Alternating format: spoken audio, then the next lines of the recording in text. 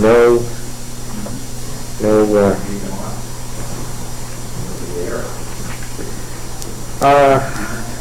I wanted to say something before we get too excited by Deuteronomy here and get these people too drunk. Remember what their lifestyle was. They weren't rich, fat Americans, were they? We're studying about the feast. That's fine, we're studying about the feast. But what were they doing the other 6 months? Yeah, what was working, what did that mean? Yeah, sun up to sunset, that's right. That's why there was a sacrifice at sunrise and at sunset. They worked, and of course the days are much longer, much closer to the equator. They worked, and what kind of work was it? Oh, heavy labor from dawn to dark, before dawn to after dark. They were working constantly. These are wiry little people who were scratching their life's existence out of the soil. And so when we say that they were to rejoice and to feast and to drink and so forth, what are we talking about? We're talking about the couple of times a year when the harvest is just in, when what? When they can, yeah, this is the only chance to rest. This was their vacation, this was it. So let's not get them too out of proportion to what was actually going on with them here. Somebody said, I think it was you, Ed, in casual conversation this week, that you can see that D really is different from P. It is, isn't it? D really is different from P. One commentator said this: think about P, with his great temple and his levels of priesthood and his tremendous ritual and great care for atonement and somberness and solemn services and great detail. The service is the center, right? And the priests at the levels of priesthood are conducting this great service in this giant temple at the center of the world, and everybody else is an onlooker.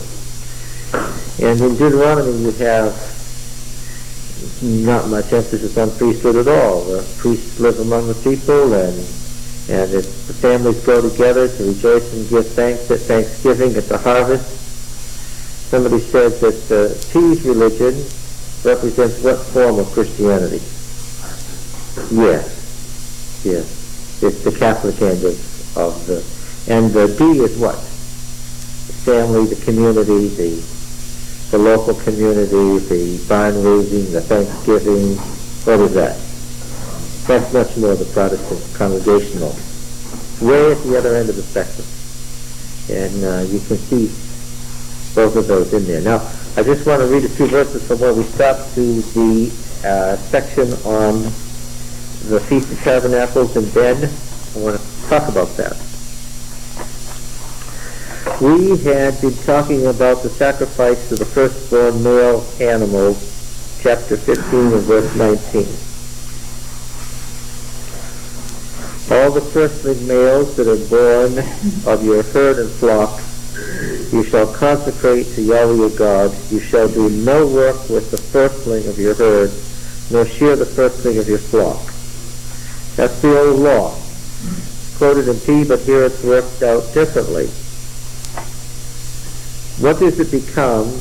Take a guess. Take a wild guess. We need not even refer to Exodus 13 or 22 or Leviticus 27 or Numbers 18. We don't have to go back there. Take a guess. In P, what happens to the firstling? They become sacrifices. Without reading the rest of the paragraph, take a guess what they become in D. Whose meal? The family meal, yes. You shall eat it. Are we used to this by now? Yeah, you like that, huh? I don't, well, of course, D is the prophetic movement. Okay. These people were out there having to grow this. I don't think you could have had a temple like the tabernacle in the wilderness or the temple in Jerusalem in D. There wouldn't be enough to support it. Because all of this stuff was going where in P? It's going into the priest at the temple. Well, they had to support that tabernacle with the tremendous. I mean, remember what we were talking about there. Okay? You're really only talking about a couple of families that essentially did not work out. Beyond that, everybody else will be working down. Well, the whole tribe was the whole tribe in P is dedicated to one temple. The temple, yeah. Right? Whereas the whole tribe in D is scattered all around and they're basically religious teachers. But the whole tribe is serving the tabernacle in P. The Kohathites, the Gershonites, the Merarites, and they carry the stuff while they do the rest of the stuff. To be assistants to the priest, P says. In 40 years. Yes, to be assistants to the priest. Okay, so it's going to be worked out differently, the law here. You shall eat it, you and your household, before Yahweh your God, year by year, at the place which Yahweh will choose. If it has any blemish, if it's lame or blind, or has any serious blemish whatever, you shall not sacrifice it to Yahweh your God. You shall eat it within your towns. The unclean and the clean alike may eat of it, as though it were a gazelle or a hart, a wild animal. Only you shall not eat the blood poured out on the ground like water. Chapter 16:1. Observe the month of Aviv, and keep the Passover to Yahweh your God, for in the month of Aviv Yahweh your God brought you out of Egypt by night. And you shall offer the Passover sacrifice to Yahweh your God from the flock or herd at the place which Yahweh will choose to make his name dwell there. Now this is different from P. Since P sends everything to the sanctuary, it makes an exception. It makes the Passover special. Since everything goes to the sanctuary in P, how does the Passover become special in P? Unlike everything else, what do? You eat it whole. And indeed, unlike everything else, which you eat at home, what do you do with the Passover? You eat it at the... Yeah. That's it. Yeah, wherever the shrine, the tabernacle is, the tent of Moses, to make his name dwell there. Now that, of course, then makes the Passover not an individual meal, but one of these camp meeting times. And that's what happens in P. You get the spring festival and the fall festival become parallel to each other, and both of them become commemorations of the Exodus. Right? You shall eat no leavened bread with it. 7 days you shall eat it, unleavened bread, the bread of affliction, so you came out of the land of Egypt in hurried flight. But all the days of your life you may remember the day when you came out of the land of Egypt. No leaven shall be seen with you in all your territory for 7 days, nor shall any of the flesh which you sacrifice on the evening of the first day remain all night until morning. You may not offer the Passover sacrifice within any of your towns which Yahweh God gives you, but at the place which Yahweh God will choose to make his name dwell there, typical D language, there you shall offer the Passover sacrifice in the evening at going down of the sun, at the time you came out of Egypt, and you shall boil it and eat it at the place which Yahweh God will choose. Now what's this? How do you eat it here? Well, bashal doesn't mean, the word bashal does not mean roast anywhere ever. It means boil. What translation are you reading? King James. What? Aha. All right. Now, it says roast, which is not correct. It's the same verb, bashal. It means to boil. Let's see Exodus 12, 8 and 9. What does it say there?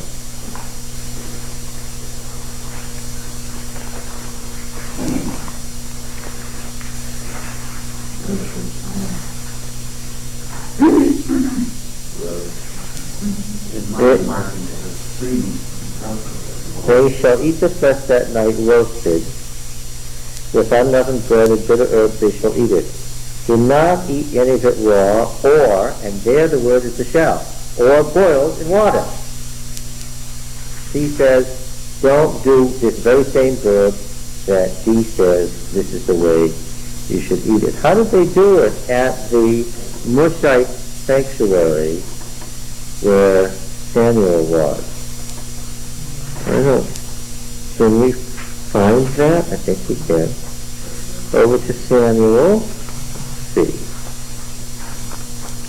And Samuel was a small boy, right?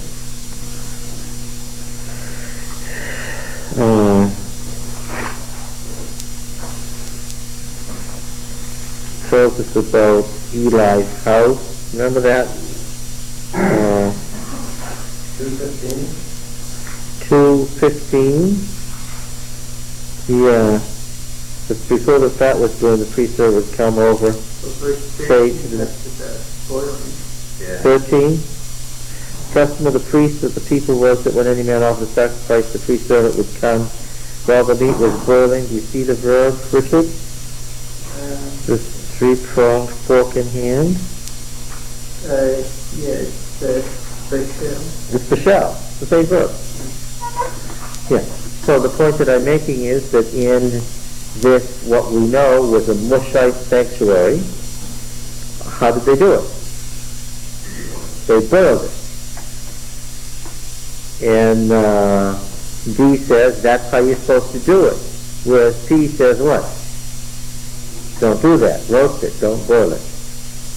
The translation of the shell as roast is an unfortunate one and is a deliberate blurring on the part of the translators. Where was it? Exodus says precisely what? Don't boil. Where was it next? Exodus 12 verses 8 and 9. The point that I'm making is that once again, D and P go in exactly the opposite direction. D says, how should you eat it? Boiled. And we see that happening in a D sanctuary. P says what? Roasted. Don't, he says, don't boil it. Yeah. So what difference does it make? Whether you boil or you roast? Well, the difference that it makes is that it's forbidden in P. It's a law. God said to Moses, don't do this. Nope, makes no difference to me, except that you be aware that this is an example of where you've got laws that are worked out differently, and each family and each temple starts off as doing it properly as it was descended from Moses.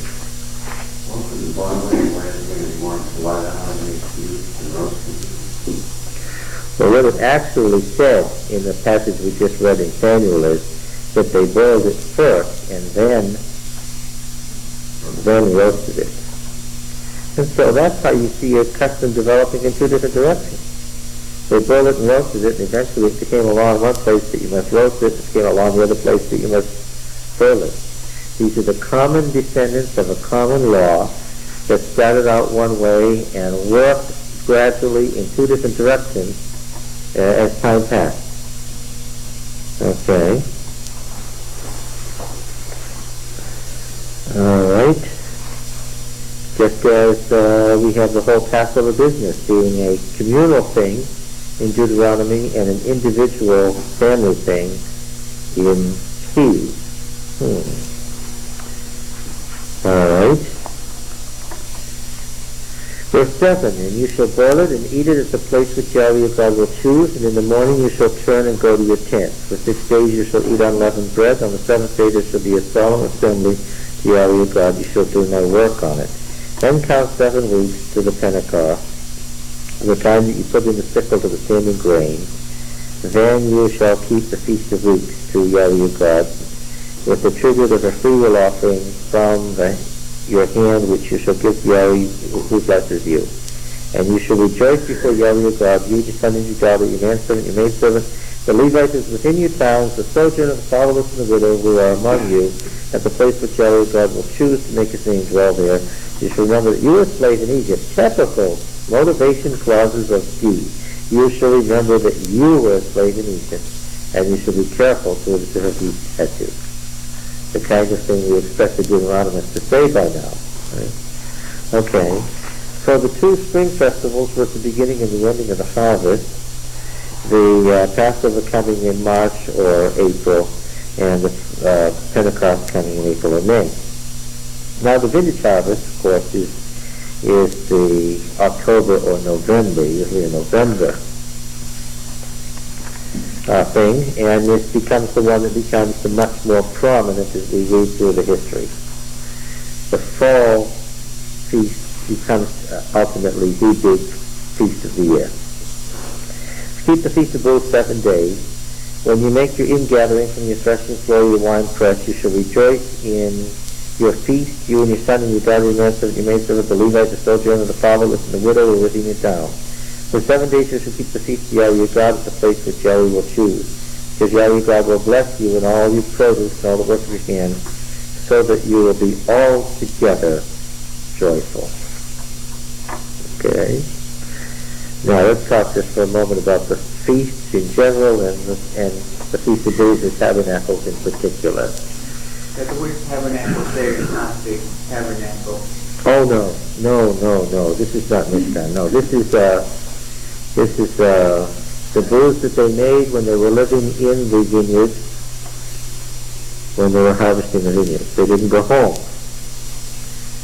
As I said this morning, if you were a vineyard 3 miles from town, you wouldn't walk home that night. You would stay there till the harvest was in. And they actually lived in these booths. Now, this agrarian cycle that existed in Palestine, let's remind ourselves, Palestine was a very important place in the ancient world. In fact, in some ways it was the most important place, more important in some ways than Egypt or Mesopotamia. Why?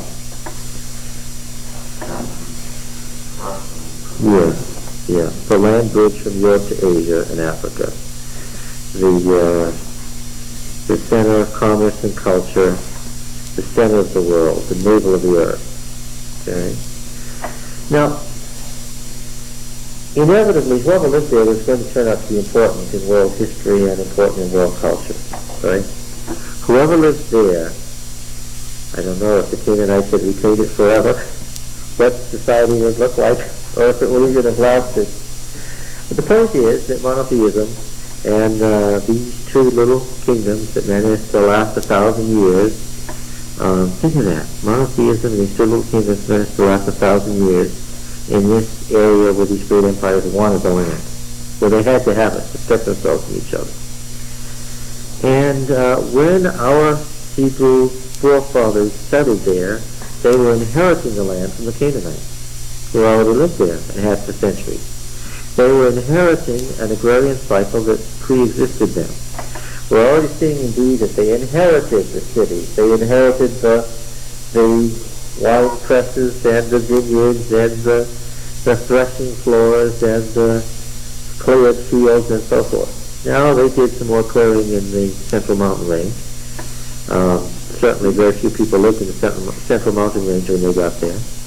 And in fact, they made their great cities in the Central Mountain Range because that's where they found the least resistance initially. But ultimately, they possessed the whole land. This agrarian cycle that they inherited had a religion that went with it. Now let's remember what mythic thought is. Here's where we have to review mythopoeic thought. Can anybody say mythopoeic? The myths were not expressed in prose. They were expressed in poetry. And that's why the second half of the word is poetic. Mythopoeic. Now their myths were what? Their myths were their religion. Yeah. But what else? Explanation of nature. Explanation of nature. It was their science.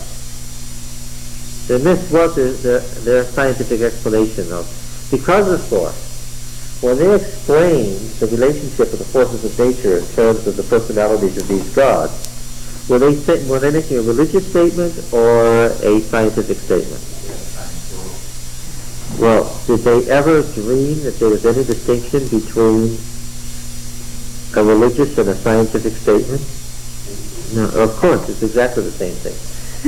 So when you talk about what Baal did to Yam, how Baal slew ocean or sea, or how Baal went into the underworld and was gone, and that's why Baal was seed and then came back in the form of rain, they're explaining why the rain comes from the ocean. Why, when you dig down, there's a water table underneath. Why does the spring and fall rain? Okay?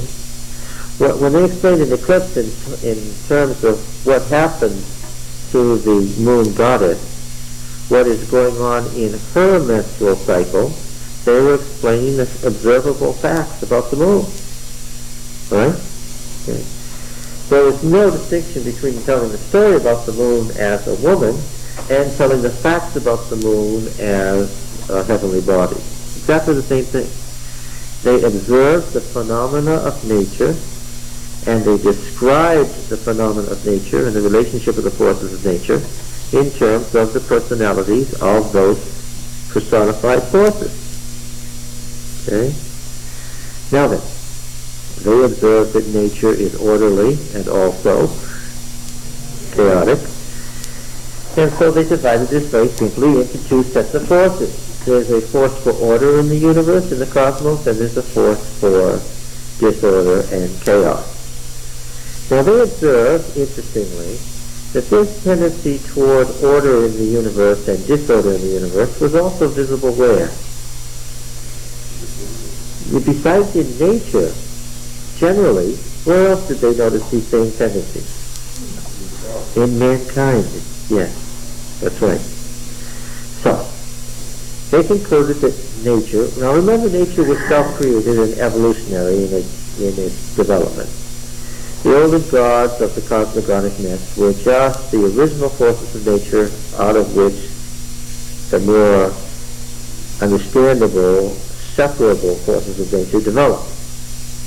Nature was self-created. So that when you said Elohim, the gods, you meant all the forces of nature in the universe, right? That's what Elohim meant. It was all the gods, all the forces of nature. So therefore, what was deity ultimately?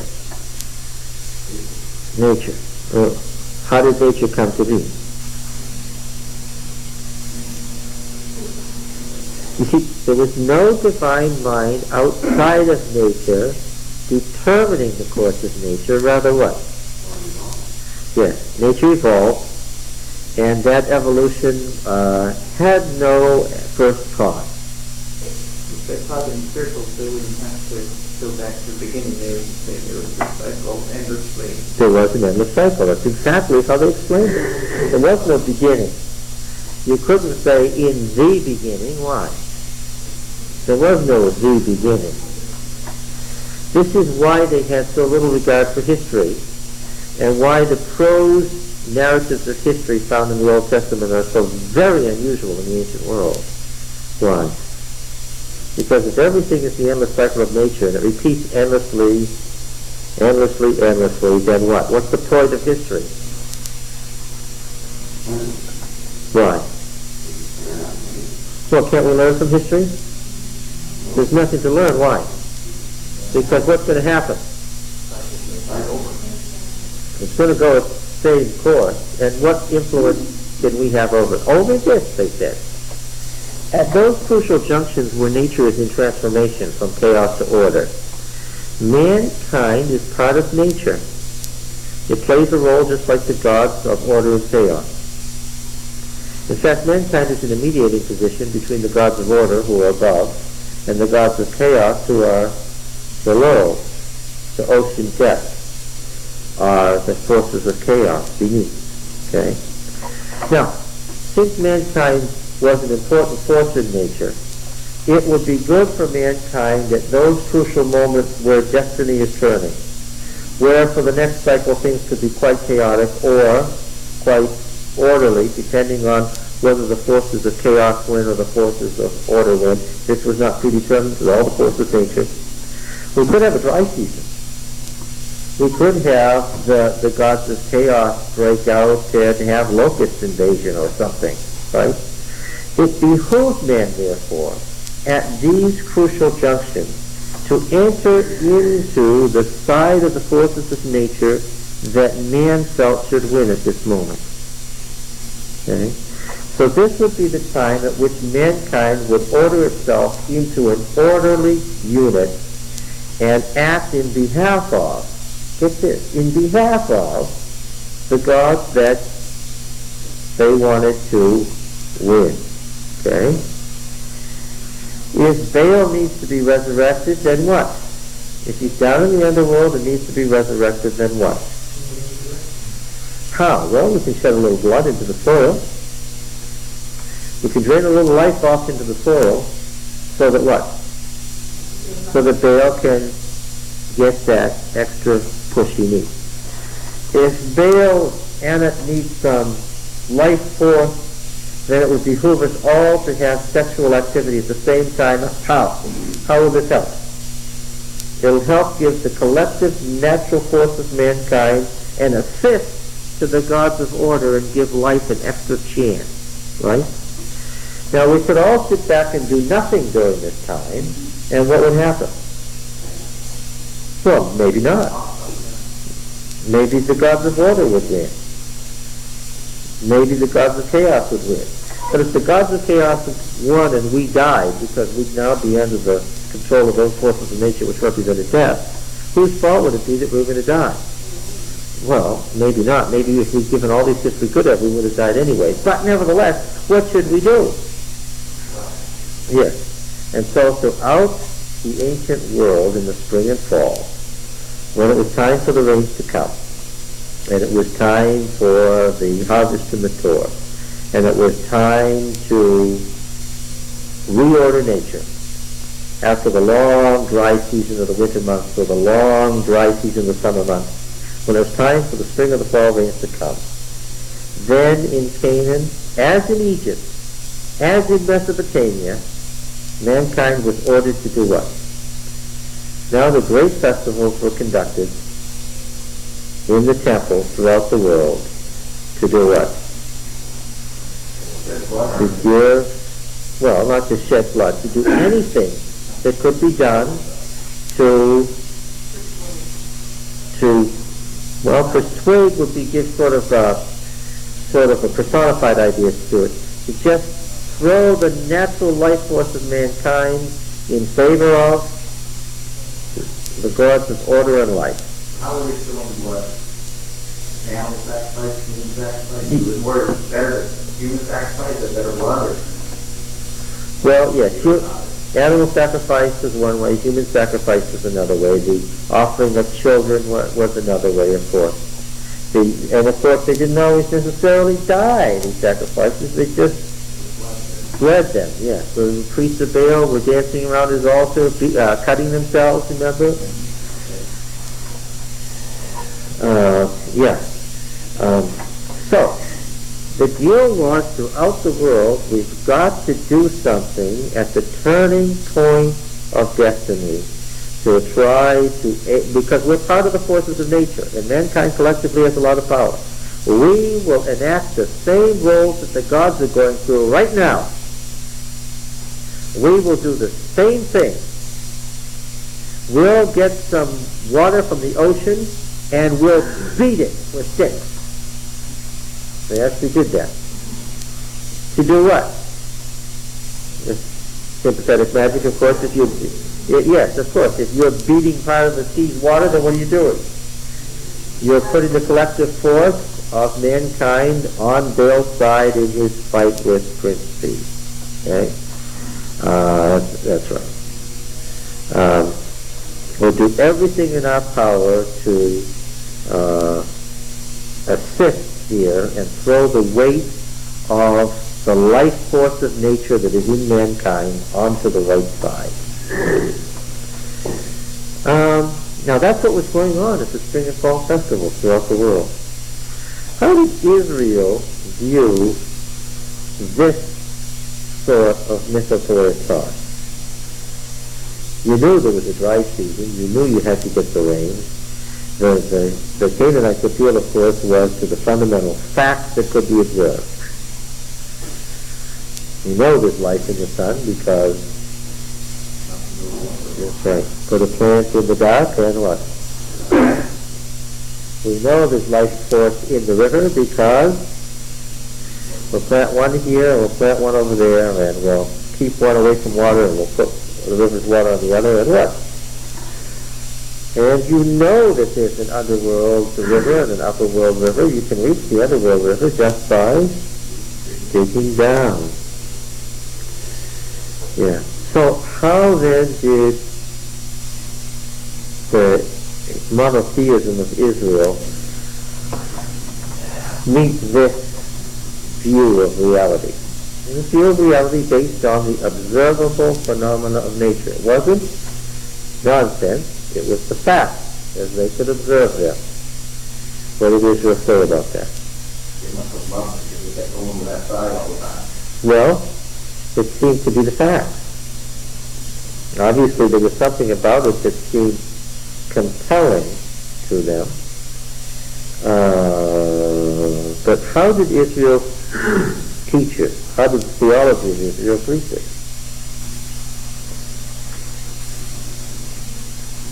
First of all, the big difference was what? What did they all had a God. What did this mean? One God. Well, okay, we'll worship just Baal. That won't do it. Why? But worshipping Baal is in no way comparable to worshipping Yahweh. Why? Yahweh made all. Yahweh is outside of nature. Yes, Yahweh is not part of nature. Yes, Baal is one of the forces of nature. Yahweh has nothing to do with that. Yahweh made all of nature and stands outside of it. He is in no way comparable to any of the gods. Why? They are just the forces of nature that he or she, because male and female were in Yahweh's nature, that Yahweh set into motion. Alright? Yahweh is not in nature. Yahweh has nothing to do with the nature of God. Yahweh can't be compared to the gods. Oh yes, he controls all the forces of nature. But that's not the same as saying that he's part of those forces of nature. Well, of course, that was exactly the answer of Israel.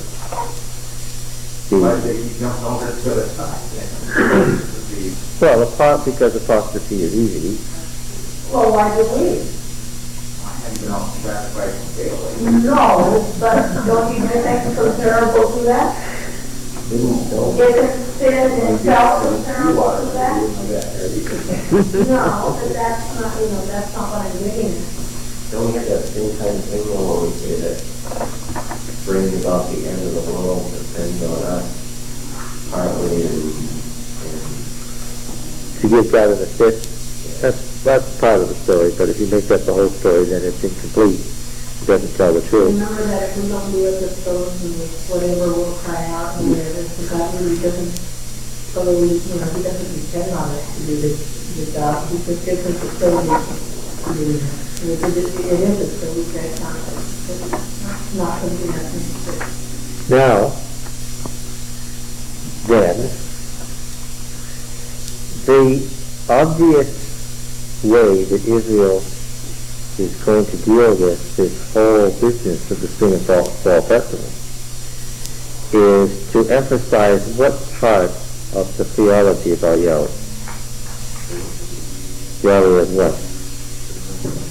No, because El was supreme and he was just the force of nature. Yahweh's not just a big pagan god. No. Emphasize what?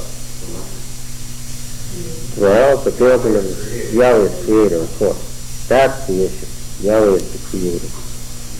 And then, so therefore, those parts of pagan myth that talk about creation, nature, coming into existence on its own, are going to be combated with mythic responses that have to do with Yahweh creating nature. Okay? Now, the other thing that Israel did, of course, was it transformed myth into history. I wrote that on the board. Transformed myth into history. We won't see Israel reenacting a myth about something the gods did at some point in the primeval past. We won't see them reenacting the divine marriage of Baal and Anak. We won't see them reenacting the conquest of Baal over the sea by building him a temple. Rather, we're going to historicize that into something in particular. We historicize it. What are the great moments of God's authority? Where are they? What are the great moments of His creative authority? Well, the creation of the world itself, of course, and the creation of Israel. Psalm 47. Let's take a look at a couple of these. Psalm 47.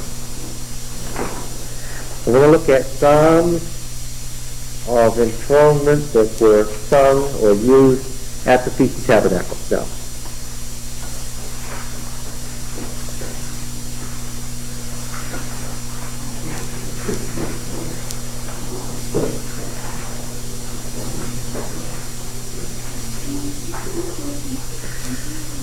something that the nations did not know, and that they're constantly called upon to know.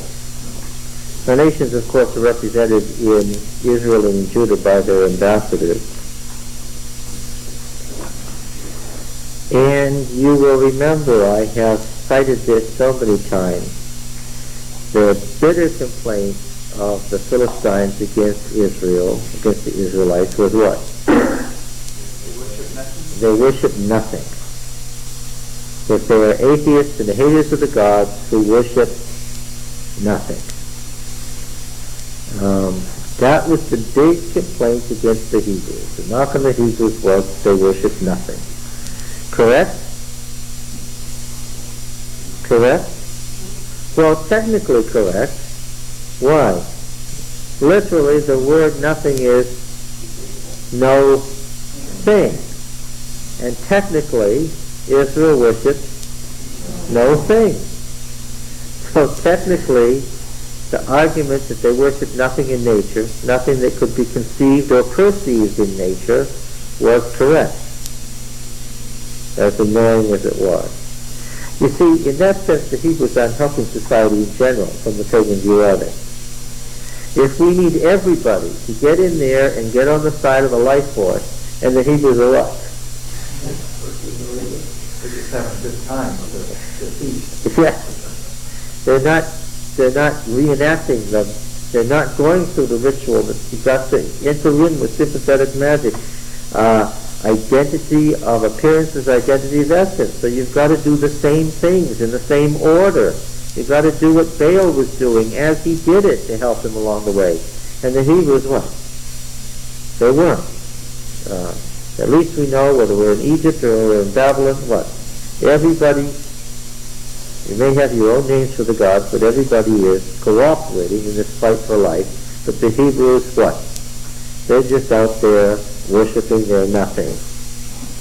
Okay? Now then, in addition, there's this prophetic view that Yahweh is over all the peoples because, why? Why is He over all the peoples? He made everything. He made all of nature. Therefore, all the gods are Yahweh's servants. All the sea is Yahweh's servant. All the people, the great dragons of the deep are all Yahweh's servants. Okay? And they all get pulled into the stories, the mythic stories about creation. Alright?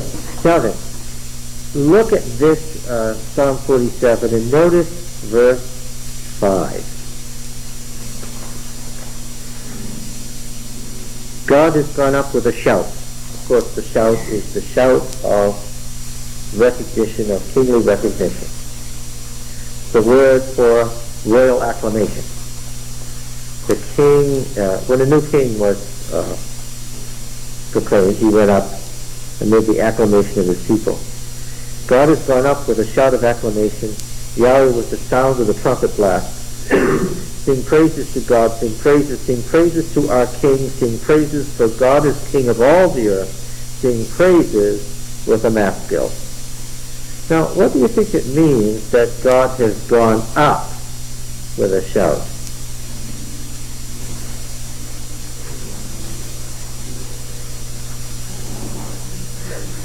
That's different from getting down, or... Well, the opposite of down, yes.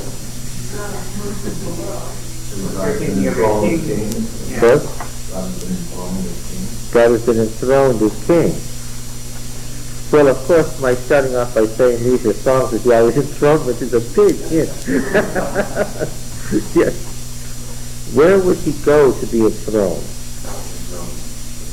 The cosmic, to the temple on the cosmic mountain, where he would be proclaimed king over the cosmos. How would that be done in one of the temples of Israel or Judah?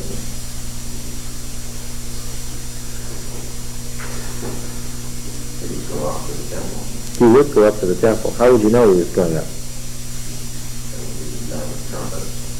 Yeah. There would be a procession. But how would you know that Yahweh was in the procession?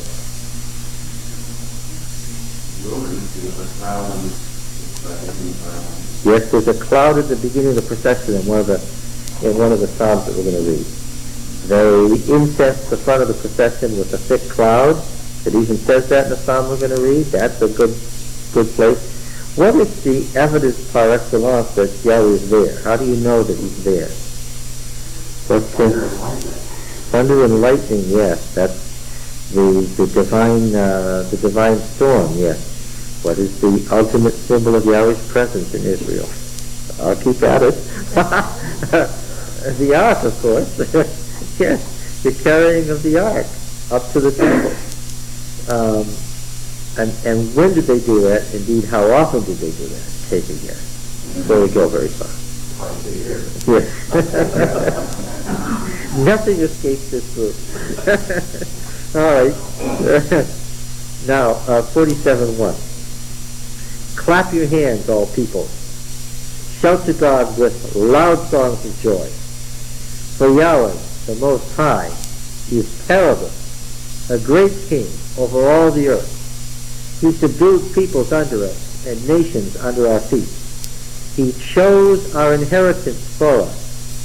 What does the line, he chose our inheritance for us, mean? What's it in reference to? The giving of the land. Yes, the giving of the land. He chose our inheritance for us, the pride of Jacob whom he loved, which is the land. God has gone up with a shout, Yahweh with the sound of the trumpet. Sing praises to God, sing praises to our King, sing praises. For God is King of all the earth. Sing praises with a masculine. Now, God now reigns over the nation. God now sits upon his holy throne. This has just happened. This is not a general statement that God reigns all the time. Yes, we know that. But when does this become actualized in the ritual of Israel's religion? Yes, when the ark is enthroned in the temple. Back in the temple. Yes. Where was it? Well, they had to take it out. It was probably in the temple. They probably took it out for the ceremony. Took it out to where? To where the harvest was? Or where the Let's just read these two verses and I'll answer it. God reigns over the nations. God sits now upon his holy throne. The princes of the peoples gather as the people of the God of Abraham. For the shields of the earth belong to God. He is highly exalted. It seems to indicate that he has done what? He's won a battle. Yeah. Going back to 2 Samuel 6. 2 Samuel 6. 2 Samuel 6 is that chapter just in front of 2 Samuel 7. And what is 2 Samuel 7? What is yes, the land grant to David. What is it that David does in 2 Samuel 6? No, yes, but then he straightens out. Yes, right. 6:12. And it was told King David, Yahweh has blessed the household of Obed-Edom and all that belongs to him because of the ark of God. So David went and brought up the ark of God from the house of Obed-Edom to the city of David with rejoicing. And they walked 6 paces and they sacrificed an ox and a fatling. David danced before Yahweh with all his might, girded with a linen ephod as a royal priest. Okay? Acting the role of the royal priest, dancing in front of the ark. And this is the sacred or ritual dance. And they brought up the ark with Same Chihuahua, the same blast of royal acclamation that we saw in the psalm we just read, and with the sound of the horn. Okay, and this is where David gave everybody a portion of meat, a cake of raisins, sent everybody home so that they could become fruitful, yes. Psalm 93.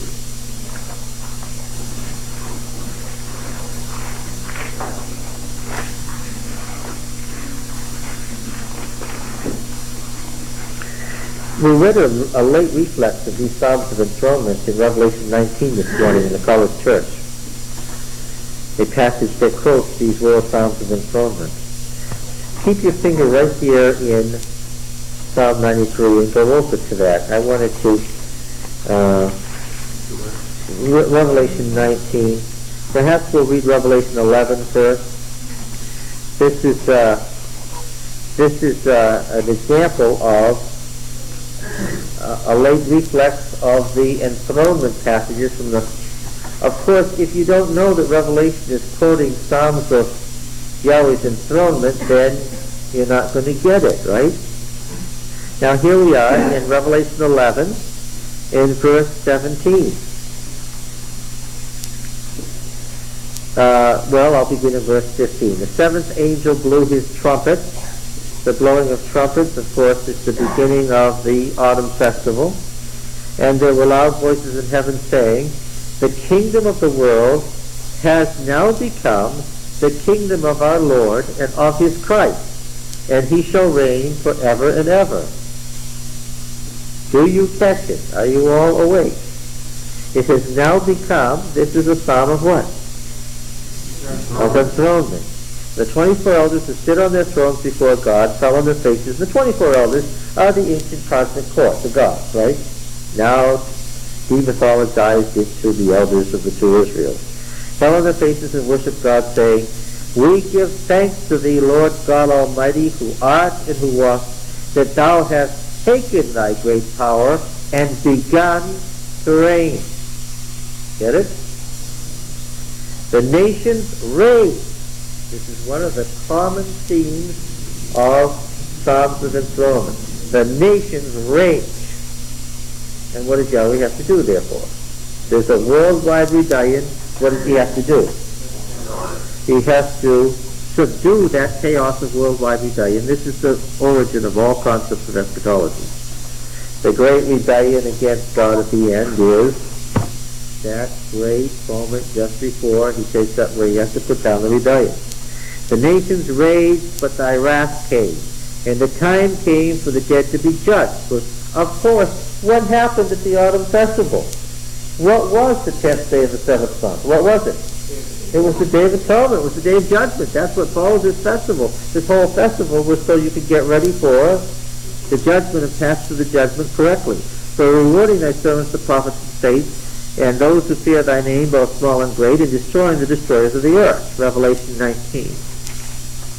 Revelation 19, the passage we read this morning in church.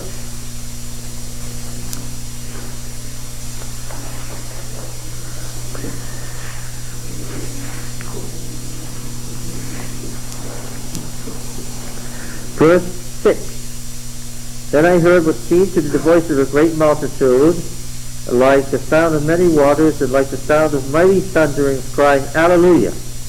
For the Lord our God, the Almighty, reigns. Translating the Greek correctly, what would we say? Has at this point begun to reign. Let us rejoice and exult and give him glory. And here's another of the standard images of God taking his throne in the enthronement psalms. Now comes the marriage of Israel. And of course we're talking about this with the Song of Solomon. For the marriage of the Lamb has come. And the bride has made herself ready. It was granted to her to be clothed with fine linen, bright and pure, for the fine linen is the righteous deeds of the saints, and so forth. Psalm 93.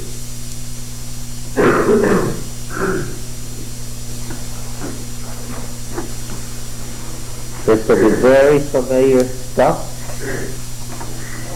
There shouldn't be an image in here that you can't identify by now.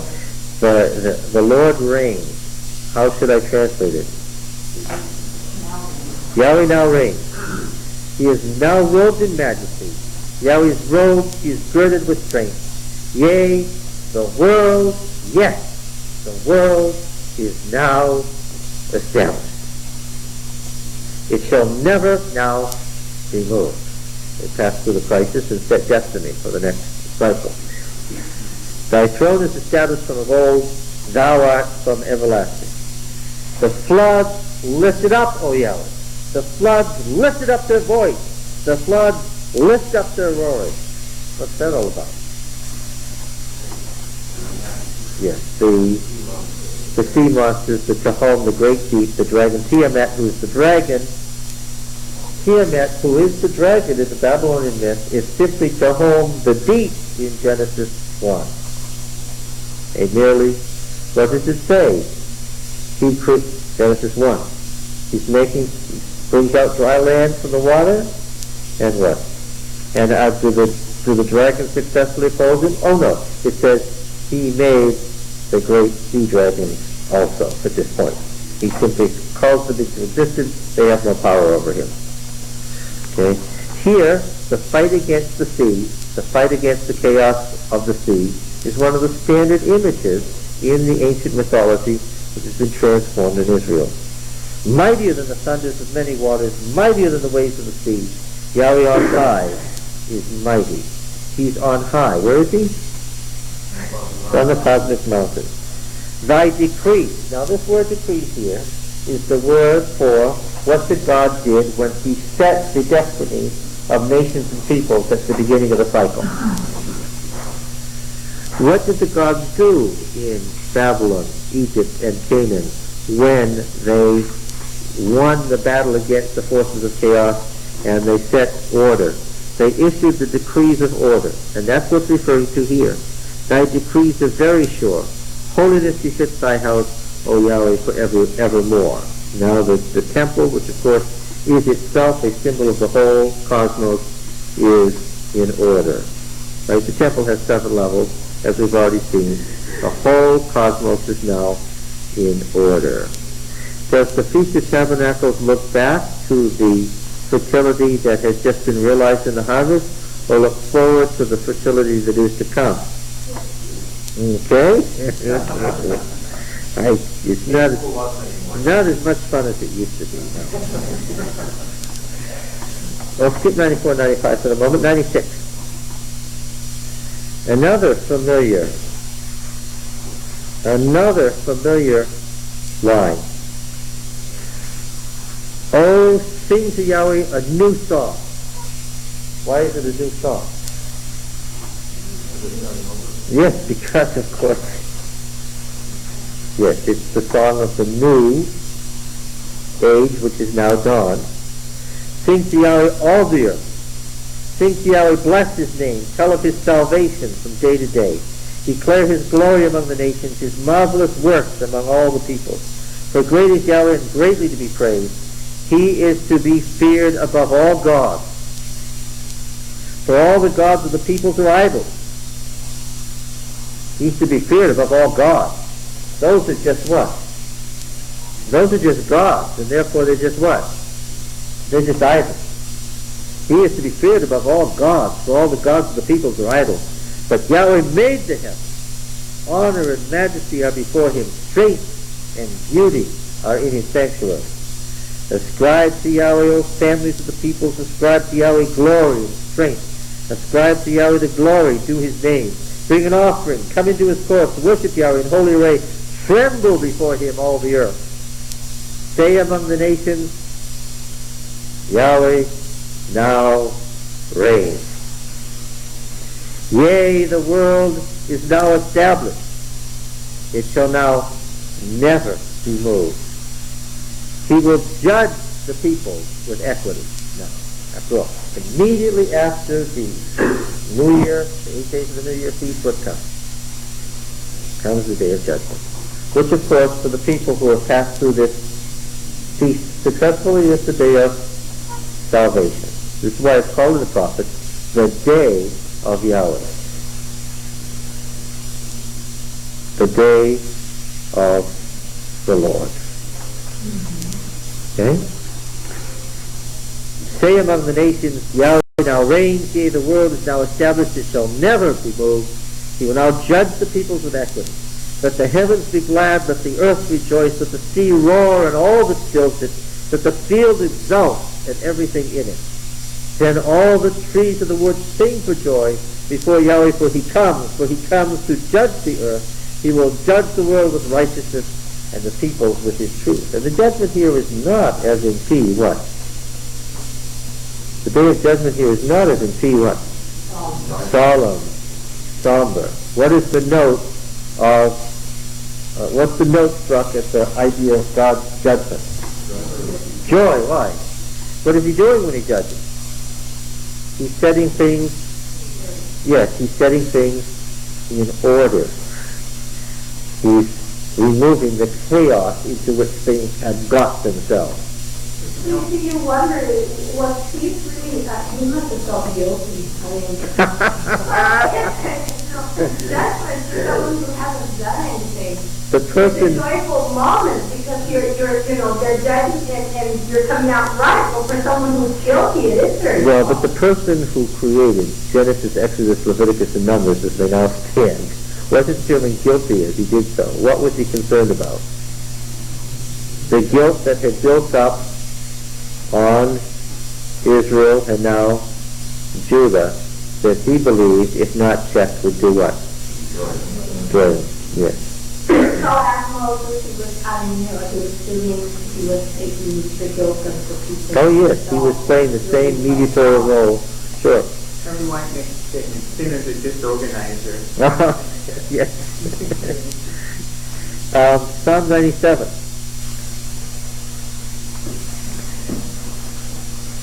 The Lord reigns. That is to say, Yahweh now reigns. Let the earth rejoice. And of course, I'm going to say that, again, these Psalms of enthronement relate to P or to D. Yeah, this is the harvest festival as D knows it. In P, which you begin, the day of judgment is at hand, rejoice. Oh yes, you wouldn't have people clapping and singing and dancing. What would you have them? How should they be? And yes, and they should be afflicting their souls and be quiet. Right? Seems like our modern religion is more kids. But this tension was eternal in Israel, because we're talking about the son of David here, and David danced before the Lord, which surely must have made some of the long pointy noses in the temple unhappy. Well, So both parties coexist.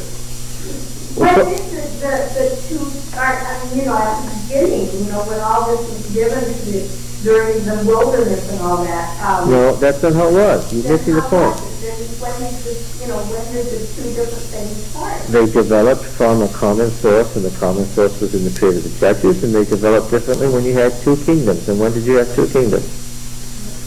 After David. After David and Solomon, that's right.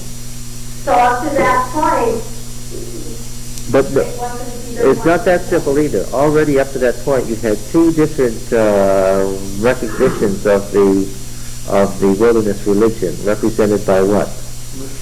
By the Mushite and Aaronite families, the two priesthoods that already, and two tribal leagues. We had a tribal league in Hebron, and we had another tribal league in Shechem, and they didn't see things exactly alike, and each of those tribal leagues had within them Mushite and Aaronite elements that did not agree with each other. In fact, we would call these denominations. Yes? This is just reflects the basic nature of human dynamics, that different people see things different ways and emphasize different things. Of course. It's not the all report the exact same events or report them in different I ways. cannot imagine God working one way, but I certainly can imagine that if you start proof texting your way through the Bible, making all texts equal, that you're going to come up with what? Yes, you are bound to come up with disaster if that's what you think the Bible is like. Of course, the best way to get that is just reading it. Now, let's go back to Psalm 97. Yahweh reigns, let the earth rejoice, let the many coastlands be glad. Now see, there's a mythic background there that you don't know. Who inhabited the outer regions at the end of the world? Who lived out there beyond the covenant land at the ends of the earth, at the coastland? The earth, of course, was like a pancake, and it had around the edge, it had around the rim, these great mythic oceans. But who lived out there on the fringes?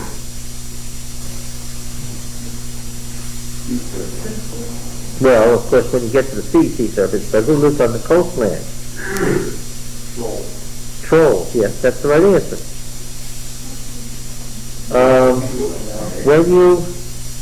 When you send out the goat, who are you sending it out to?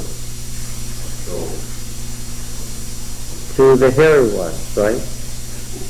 We saw the long-haired heads of the enemies in Deuteronomy 32. The hairy ones. Of course, the hairy ones are the hairy people, the wild peoples at the edge of the earth, and they're also demon-possessed. That's why they are the hairy ones. Because the hairy ones are the goats, and the goats out there are the satyrs, who are the what? The demons that live out there at the edge of the earth, that everybody was always afraid to come into their country and get them. Yes. The demon-possessed ones. This concept of demoniacs out there on the fringes of society was very, very ancient by the time Jesus confronted demoniacs. It's part of the story. Okay? Even the demon inhabitants at the edges of the earth in the mythic background, when God comes to reign, are what?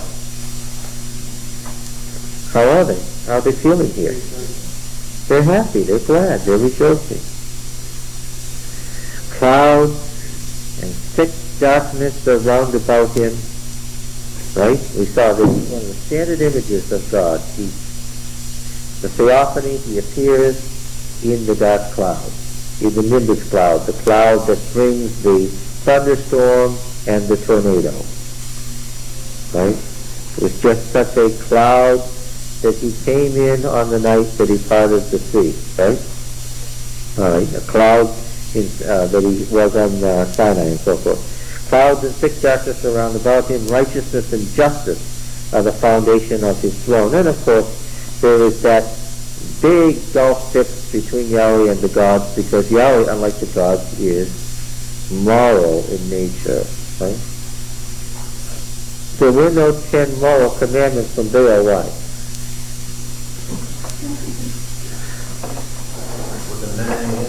Yeah, that's right. Fire goes before him and burns up his adversaries round about. His lightnings lighten the world. The earth sees and trembles. The mountains melt like wax before Yahweh, before the Lord of all the earth. The heavens proclaim his righteousness, and all the peoples behold his glory. All worshippers of images are put to shame, who make their boast in worthless idols. All gods bow down before him. Zion hears and is glad, and the daughters of Judah rejoice, because of thy judgments, O God. For thou, O Yahweh, art most high over all the earth. Thou art exalted far above all gods. Yahweh loves those who hate evil. He preserves the lives of his saints. He delivers them from the hand of the wicked. Light dawns for the righteous, and joy for the upright of heart. Rejoice, O Yahweh, O you righteous, and give thanks to his holy name. These songs were sung in procession. Where were they going in this procession? Yeah. To heaven. They were going to heaven. Why? What do I mean? When you got to the most holy place, where were you? You were on the 7th level, you were atop the cosmic mountain, you were in heaven. You were there in symbol, right? No. You weren't there in symbol. You were there. Yahweh loves those who hate evil. He preserves the lives of his saints. He delivers them from the hand of the wicked. So that's just a small reflex of the... Yeah, that's right. That's because the Hebrew reads, you who love the Lord hate evil. However, the Hebrew is wrong, as it is so often. How do we straighten it out when the Hebrew is wrong? Fortunately, the Masoretic text that we have is pretty much a mess. But what? We can go behind the Masoretic text now to what? And prior to the Septuagint, we have the Old Greek, and of course we have the Syriac, the Peshitta, and we have the Old Latin, and beyond that we have the Samaritan and the other retentions of the Palestinian text, and of course we have now the ancient witnesses, the fragmentary witnesses from the scroll. Yeah. I asked where was it, and I sort of lost track of my thought. Where was the ark? Psalm 132. This is a psalm that we've read before, and we haven't talked about its significance, except limiting ourselves to the promise to David, but that isn't really what the psalm is about. Do you notice a song of ascent at the top of this? Psalm 120 to Psalm 134 are songs for ascending up to the temple on the ritual road. Right. All the ancient temples that have been excavated throughout the world had a ritual holy road that was used only during these rituals. Okay? And on that road, you went up to the temple on these great ritual days of enthronement. Apparently the one in Jerusalem ran up the Kedron Valley from the Gihon Spring and up through the east gate into the temple. The difference is that all these other ancient sites disappeared and became ruins that could be excavated. Right? Why can't we find these things in Jerusalem? Yes, because Jerusalem is a continually inhabited city that is still there. And so excavating Solomon's temple has been impossible. Why? Well, it's got a great mosque, the second holiest site in Islam, and the 500 million or so Muslims would be upset.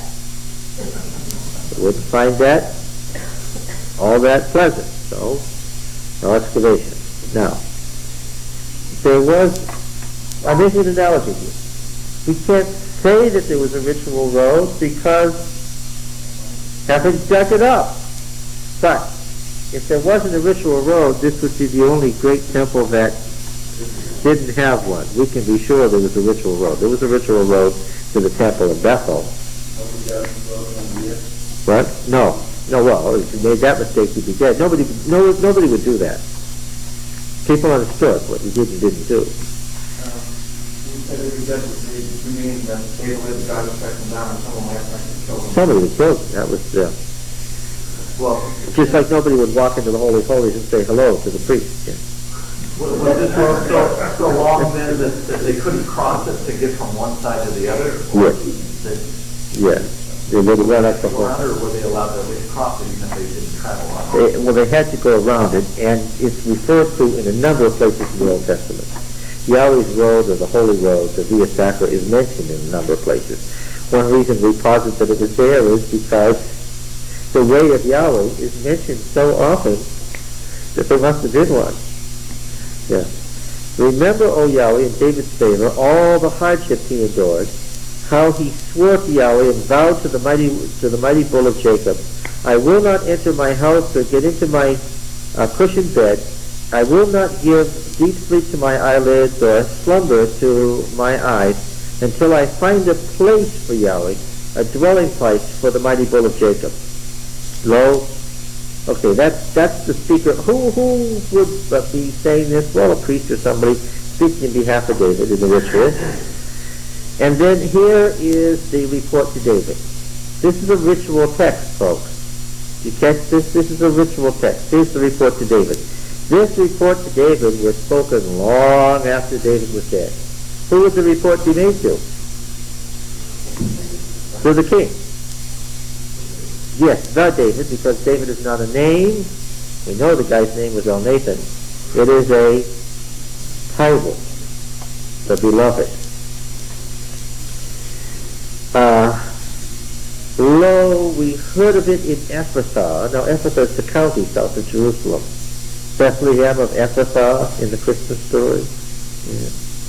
It's the county south of Jerusalem where the ark had been deposited in the house of Obed-Edom. Yes. Lord, we heard of it in Ephrathah. We found it in the fields of Jair. And this is what they say. Let us go to his dwelling place. Let us worship at his footstool. And here the ark is not a little chest as in Deuteronomy to hold the law, a little wooden chest. Here the ark is Yahweh's footstool. Because we're going to find in the psalm that we're about to read that Yahweh is enthroned upon the cherubim. Now you remember that David and Solomon had a cherubim throne that they sat on. When the king sat down, he sat enthroned on the cherubim. There was such a throne in the Holy of Holies in the temple.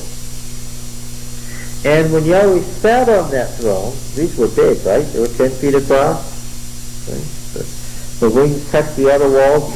When Yahweh sat on that throne, his footstool was what? The ark. And here the ark is Yahweh's footstool. Get it? When he's seated on his throne. Let us go to his dwelling place. Let us worship at his footstool, they say. And then here is the ritual for the beginning of the procession. It says, Arise, O Yahweh, and go to thy resting place, thou and the ark of thy might. He's supposed to get up and they're supposed to go. Where's he supposed to go? Up to the temple. I've heard this before. Does anybody recognize this? Has anybody heard these words before? No? Not in 2 Samuel 6. Numbers? Yes? Here's what it says in Numbers 10.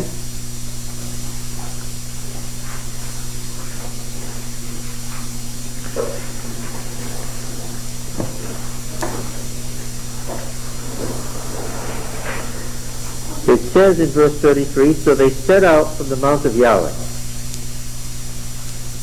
And the ark of the covenant of Yahweh went before them to seek out a resting place for them. And the cloud of Yahweh was over them by day whenever they set out from the camp. And whenever the ark set out, Moses said, so it's the Mushite priest who says this, Arise, O Yahweh, and let thy enemies be scattered, and let them that hate thee flee before thee. And we're going to see this in other Psalms too. And when it rested, he said, Return, O Yahweh, to the 10,000 thousands of Israel. Which would be an interesting thing for Moses to have said. Why? What? No. Unless Moses was thinking of prophecy there. Yes. Of course, that's a piece of the ritual in Numbers. Because they reenacted the ritual of the entry into Canaan. What was this entry into the land and ending up in the temple? What was it? What did he do to become enthroned? Defeated the enemy. Right. Okay. All right. Arise, O Yahweh, go to thy resting place, thou and the ark of thy might. Let thy priests be clothed with righteousness. Let thy saints shout for joy. For thy servant David's sake, do not turn away thy face from thy anointed one. Yahweh swore to David a sure oath, one from which he will not turn back. One of your sons of your body I will set on your throne. If your sons keep my commandments and my testimonies which I shall teach them, their sons also forever shall sit upon your throne. And here the promise to David is conditional. For Yahweh has chosen Zion, he has desired it for his habitation. This is now my resting place forever. Here I will dwell, for I have desired it. I will abundantly bless her provisions. I will satisfy her poor with bread. Her priests I will clothe with salvation, and her saints will shout for joy. There I will make a horn to sprout for David. I have prepared a lamp for my anointed. His enemies I will clothe with shame, but upon himself his crown will shed its luster. When God got the victory over the sea, where was he headed? Exodus 15. When he got the victory over the sea, remember the song of the sea, Exodus 15? When he got the victory over the sea, where was he headed? Yes. Exodus 15. Remember the song at the sea? What does it say here? I will sing to Yahweh, for he has triumphed gloriously. The horse and his rider he has thrown into the sea. Yahweh is my strength and my song, and he has become my salvation. Notice the wording there, right? He had become salvation just now. This is my God, and I will praise him. My father's God, and I will exalt him. Yahweh is a man of war. Yahweh is his name. Pharaoh's chariots and his host he cast into the sea. His picked officers are sunk in the Reed Sea. The floods covered them. They went down into the depths like a stone. Now remember, Reed Sea, Yam Suf, is a pun, because Suf means in Hebrew not only reed, but what else? It's also the word for annihilation, destruction, extinction. So we could translate this just as well, not Reed Sea, but what? Sea of extinction, sea of destruction. The floods covered them, they went down into the depths like a stone. Thy right hand, O Yahweh, glorious in power, thy right hand shatters the enemy. In the greatness of thy majesty thou overthrowest thy adversaries. Thou sendest forth thy fury, it consumes them like stubble. At the blast of thy nostrils the waters piled up. The floods stood up in a heap. The deep congealed in the heart of the sea. Now, sea here has to have a capital S, because in this paragraph, sea has become what? Not a thing, but a person. And sea's heart has what? Congealed. In effect, it's stopped beating. Sea has had a what? At God's presence. Sea has had a heart attack at God's presence. And this is something that we're going to see in these Psalms over and over again. God, and we're going to see it a lot, God doesn't win by fighting the last battle. He wins why? That's right. That's exactly it. Again and again, in the imagery of the battle, the victory over his enemies, the enemies are frightened into destruction. They're annihilated from their fear of God's presence. Seems like he uses them as a tool. I mean, the sea is being used as a tool against the Egyptians. Part of the festival myth, yes. The enemy said, I will pursue, I will overtake, I will divide the spoil, my desire shall have its fill of them. I will draw my sword, my hand shall destroy them. Thou didst blow with thy wind, sea covered them. They sank as lead in the mighty water. Who is like thee, O Yahweh, among the gods? Who is like thee, majestic in holiness, terrible in glorious deeds, doing wonders? Thou didst stretch out thy right hand, earth swallowed them. It's mythic imagery. The earth hadn't eaten them exactly. Thou hast led in thy steadfast love the people whom thou hast redeemed. Thou hast guided them by thy strength to thy holy abode. This is a festal, ritual, processional hymn. They are singing it as they dance in procession. They're headed somewhere. Where are they headed? The peoples have heard, they tremble. Pangs have seized on the inhabitants of Philistia. Now the chiefs of Edom are dismayed. The leaders of Moab, trembling seizes them. All the inhabitants of Canaan have melted away. And once again, what has happened? The enemies are terrified into submission. Terror and dread fall upon them because of the greatness of thy arm. They are still as a stone. So thy people, O Yahweh, pass by. So the people pass by whom thou hast purchased. Thou wilt bring them in and plant them on thine own mountain, the place, O Yahweh, which thou hast made for thy abode, the sanctuary, O Yahweh, which thy hands have established. Yahweh will now reign forever and ever. You get it? So what is this song here?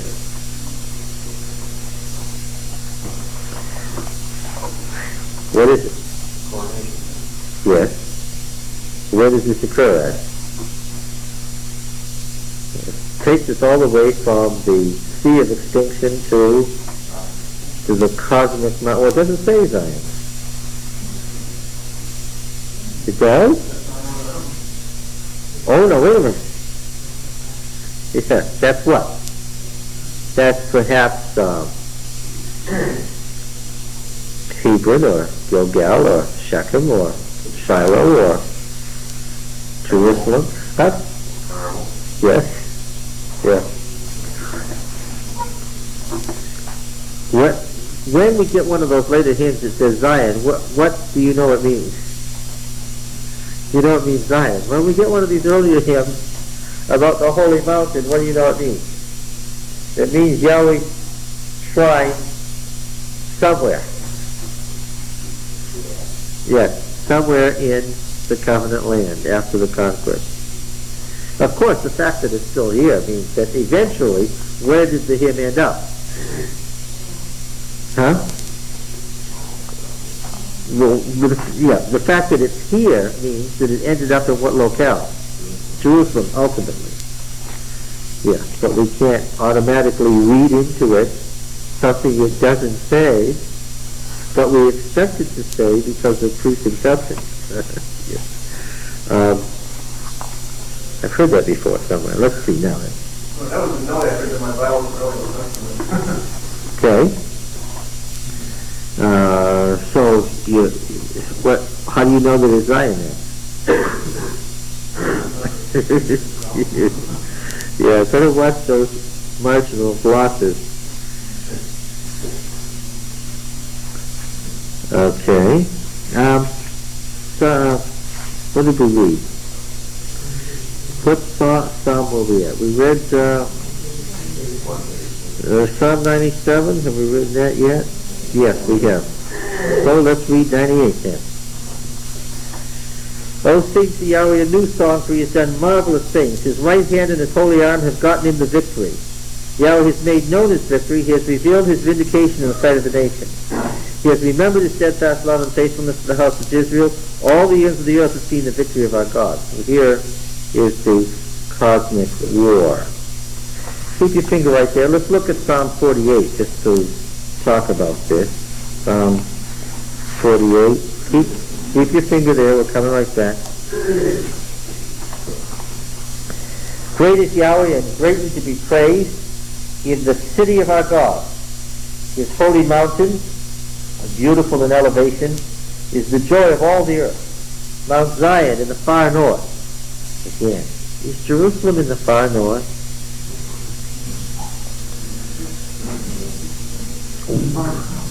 Well, in the mythic sense it is. Why? Now, where is it?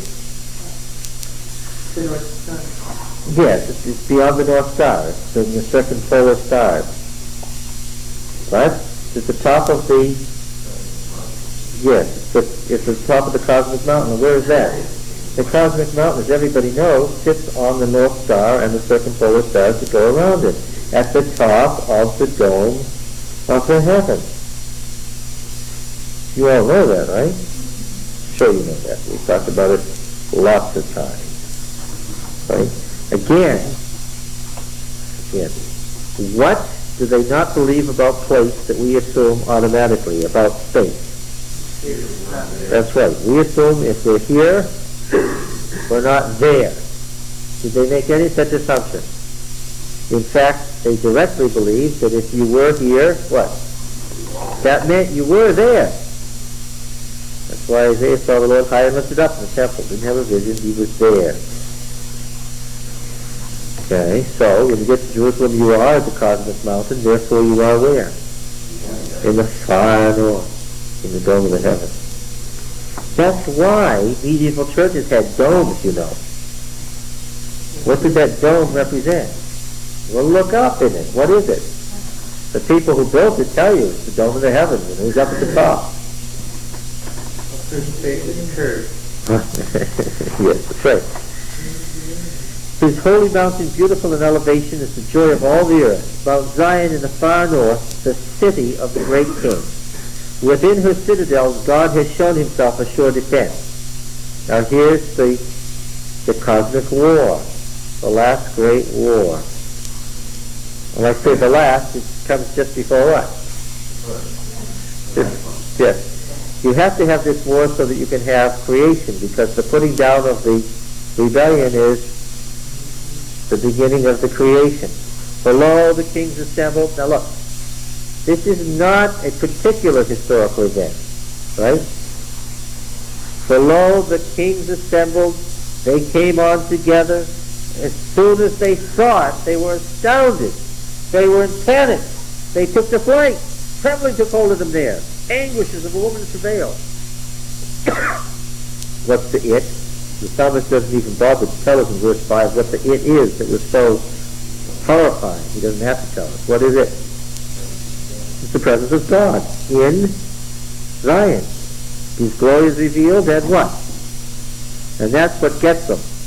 Does this make you think of something? What destroys the wicked? Yeah, okay. Yeah, that comes from this. By the east wind thou didst shatter the ships of Tarshish. That's the ships of the far end of the world, you see. As we have heard, so we have seen. In the city of Yahweh of hosts, in the city of our God, which God establishes now forever.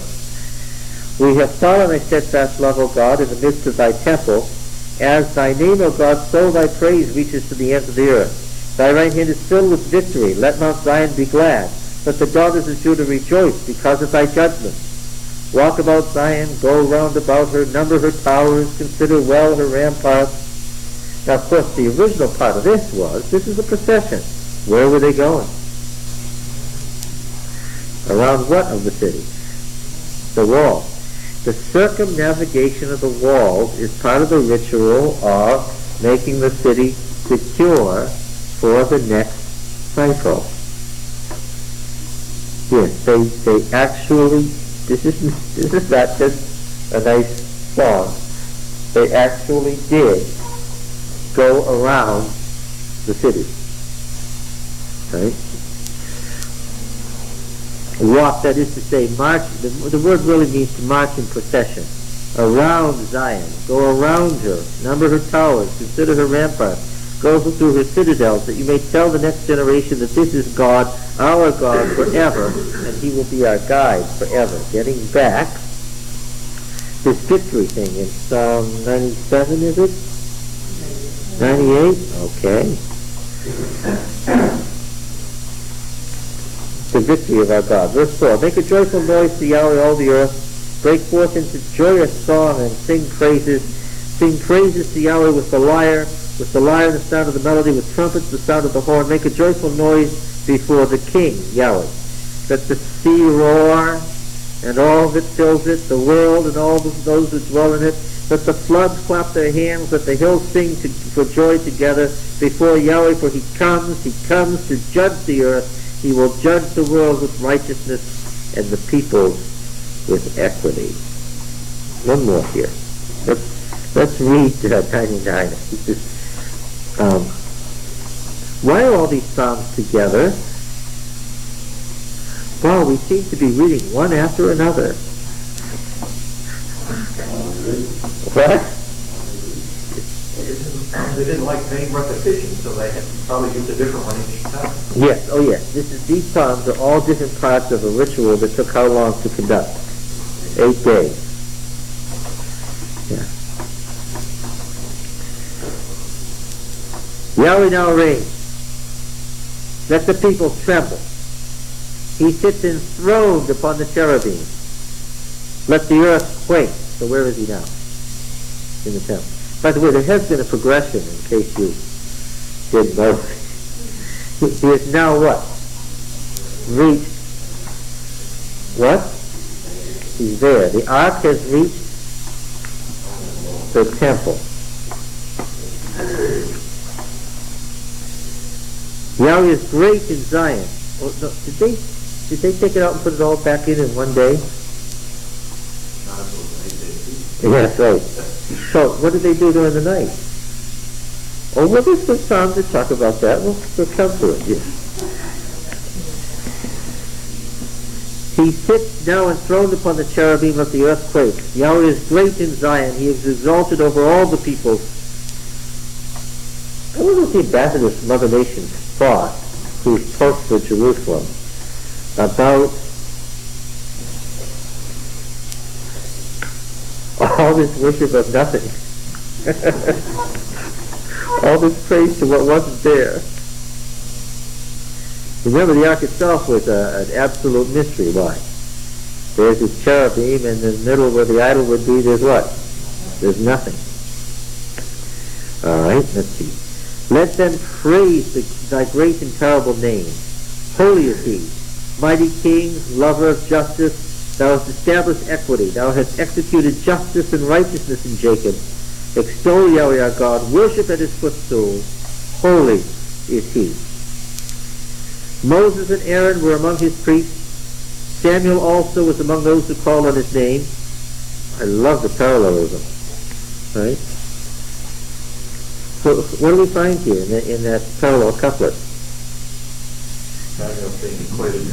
They cried to Yahweh and he answered them. He spoke in a pillar of cloud. Who's there? It's Moses and Aaron.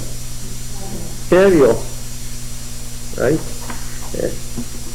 And we see this in the law, don't we?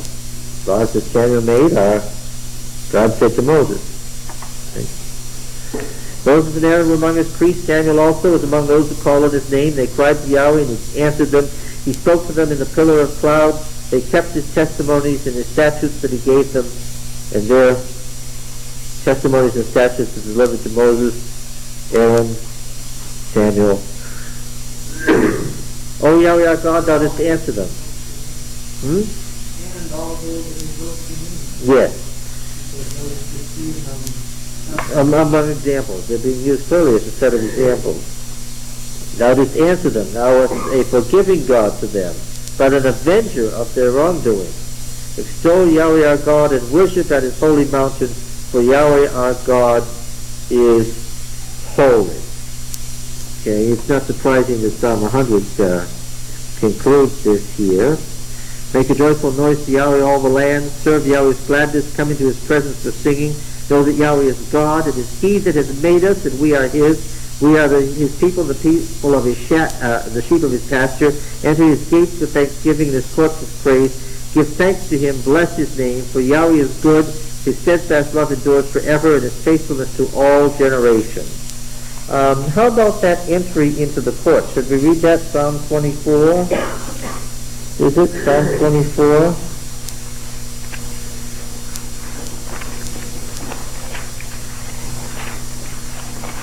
I'm guessing now. Somebody tell me something. Yes, okay.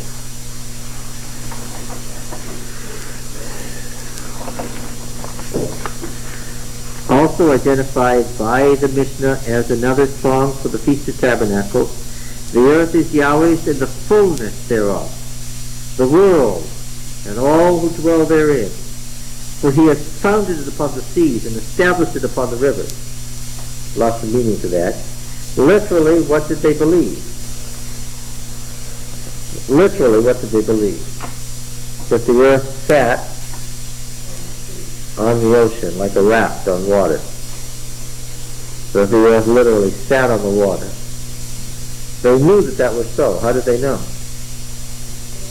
You could dig down and there was the water that the earth was sitting on. And you knew that the earth was unstable. Yeah. Because the earth shakes like a reed or like a raft, it says. Why? Because it's sitting on water. And so God needs to do what? He needs to stabilize it. He founded it. And also this is the victory over sea that we see in the midst. Right? And his sidekick, Prince River. Lord Sea and Prince River in the Ugaritic myth. Prince River was Sea's right-hand man there. And here he is founded upon the seas, he is established upon the rivers.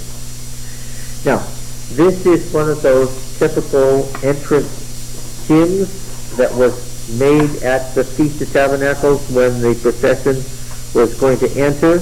And this apparently was the one that was used when they actually got to the inner gate of the temple. Okay? Actually, at the temple court itself now, who shall ascend the hill of Yahweh? And who shall stand in his holy place? This is the leader of the procession asking. There is an answer here, and of course this is antiphonal. He who has clean hands and a pure heart, who does not lift up his soul to what is false, and does not swear deceitfully, he will receive blessing from Yahweh and vindication, a word from the judgment motif, from the God of his salvation. Such is this generation of those who seek him, who seek the face of the bull of Jacob.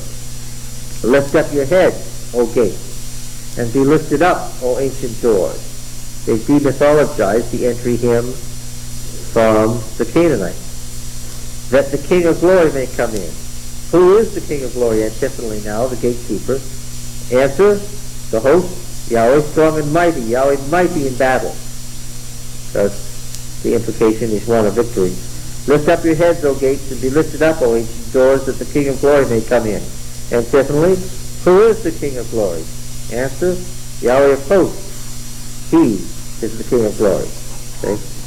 Taken, stolen right out of the Balaamic word for word. Of course, it didn't say Yahweh in those spots, nor did it say. A similar hymn in Psalm 15,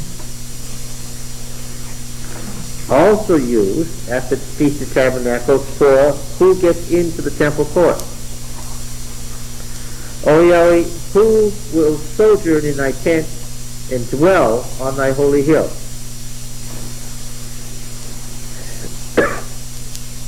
Answer, he who walks blamelessly and does what is right, who speaks the truth from his heart, who does not slander with his tongue, and who does no evil to his friend, nor takes up a reproach against his neighbor, in whose eyes a reprobate is despised, but who honors those who fear Yahweh, who swears to his own hurt and does not change, who does not put out his money at interest, and does not take up bribe against the innocent. Sherry, you're the only person watching. What's the text there? There are 10 commandments for getting into the courts of Yahweh. Remember we saw 3 or 4 different decalogues, like the ritual decalogue in Exodus 34. We saw the dough decalogue. We saw the ritual decalogue in Leviticus. Here's another decalogue. Oh, Richard, you're counting. You don't have any faith, Richard.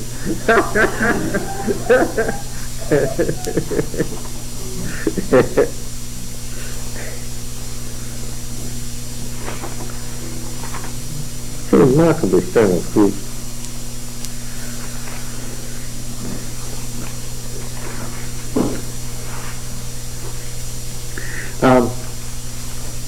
We looked at Exodus 15. Deuteronomy 32 we've looked at just very recently, but for a different reason. The actual blessings on the tribes are inserted into a hymn. Right?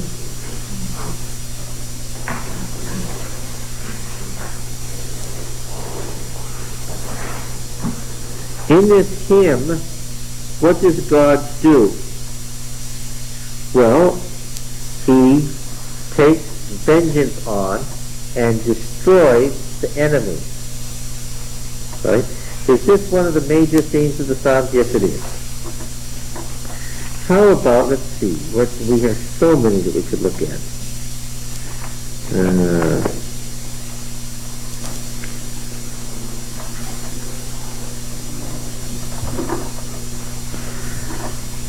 How about, let's look at just a passage from Psalm 74.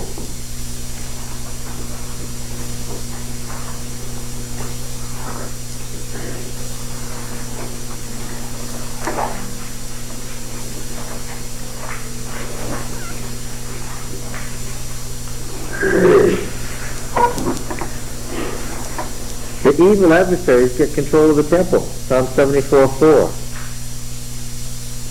Thy foes have roared in the midst of thy holy place.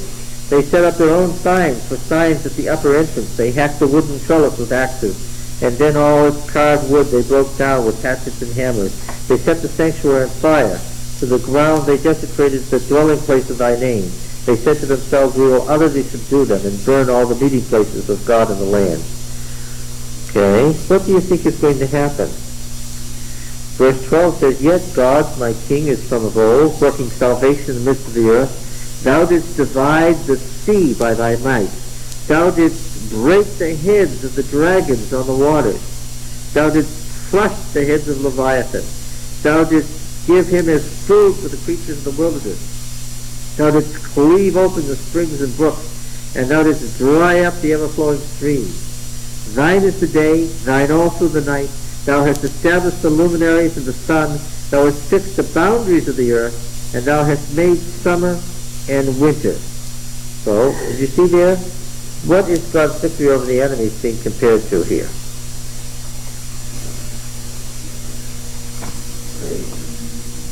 Which is the act of doing what?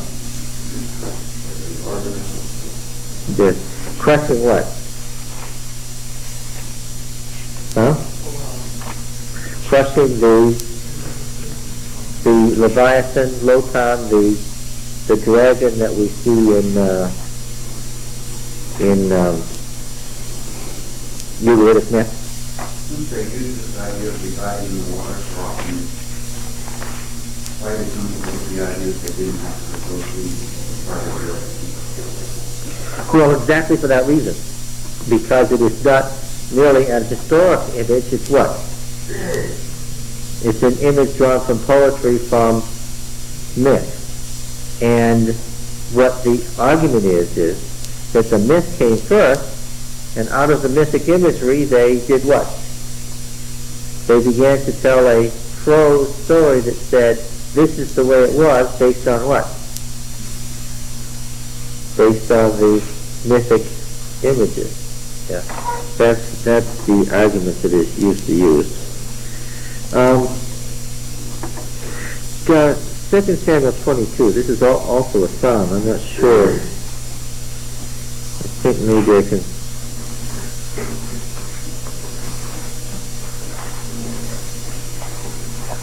I'm not sure what psalm this is now. I didn't cross-reference it, but you might recognize it and remember what psalm it is. Oh, yes, I just found it. It's Psalm 18.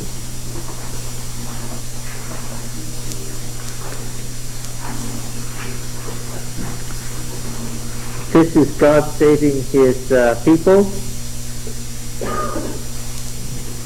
Verse 7, this is typical talk here. It eliminates some of the others. Then the earth reeled and rocked. The foundations also of the mountains trembled and quaked because he was angry. Smoke went up from his nostrils and devouring fire from his mouth. Glowing coals flamed forth from him. He bowed the heavens. This is a word for making an animal bow down. It's as if he is riding the heavens.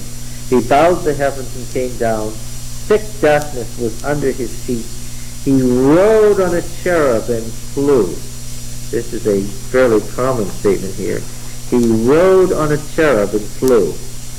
He came swiftly on the wings of the wind. He made darkness his covering around him, his canopy thick clouds, dark with water.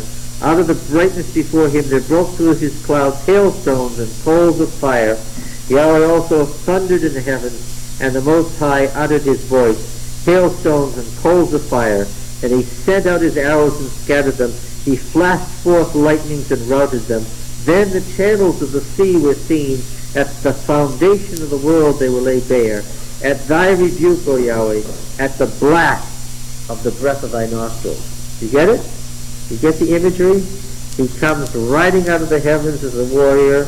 And who is he fighting here?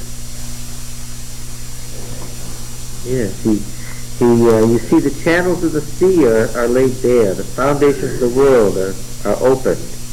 And the rains come. Because what happens in April and November? What happens? Yeah. Psalm 29.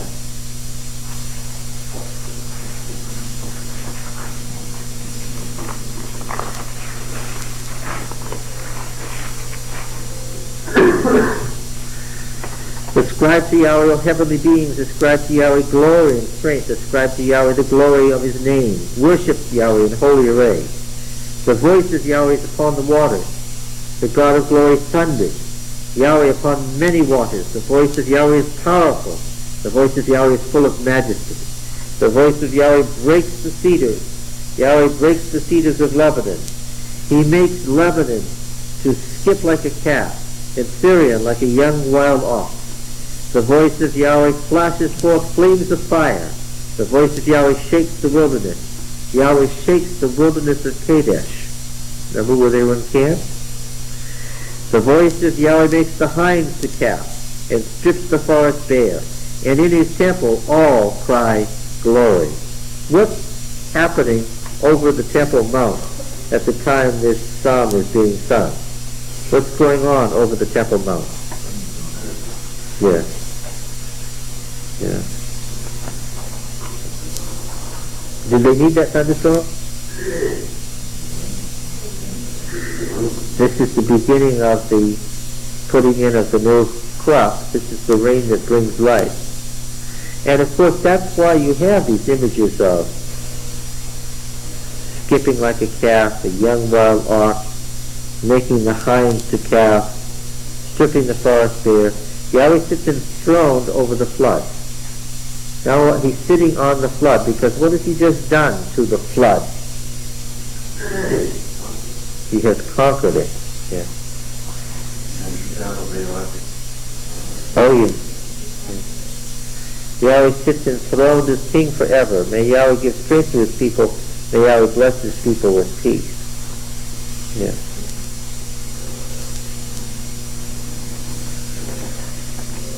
Okay.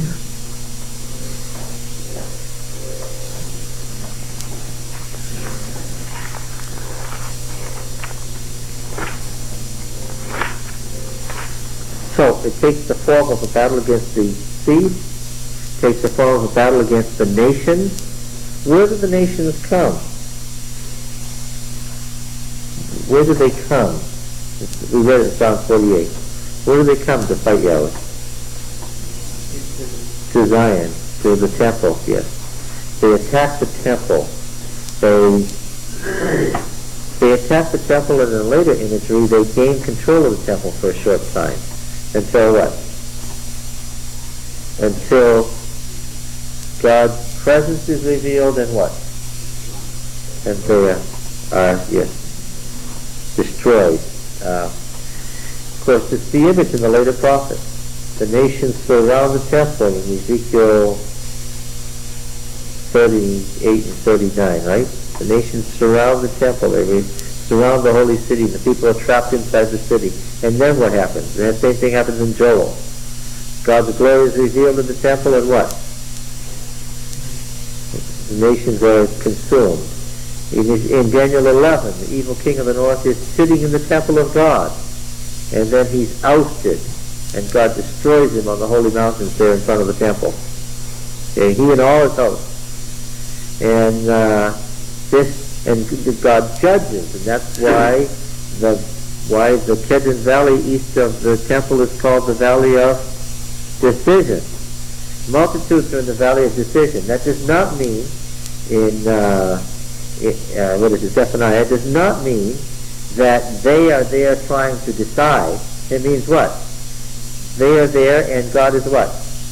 Deciding about them. He's the one who does the judging there. And all of this imagery about the victory over the sea, the victory over the nations surrounding his people, coming in judgment, the revelation of his glory, destroying his enemies, all at the site of the temple, all of this is worked into Revelation and becomes the imagery that you see in Revelation, right? Where are the wicked destroyed? Around the city. And what are they destroyed by? God revealing his presence. All of this is Old Testament imagery. Just after he's taken up his throne and begun to reign. Okay. It is believed that the southern end of this processional way, which was about 2 miles long, was a site called the House of Obed-Edom, yes, the Gittite. And that when you see these psalms that say this is to be sung according to the ritual of the Gittite, and there are a number of those, but they are what? This is to be sung according to the ritual by which you go and get the ark from the Gittite's house and take it up to the temple. This is one of the songs of that ritual. Now, if you only go 6 paces and you stop, how many songs would you have? It's not surprising that there's 20 or 30 of them surviving in our Psalter, and we've read about a dozen of them. All right. Now, when was this done?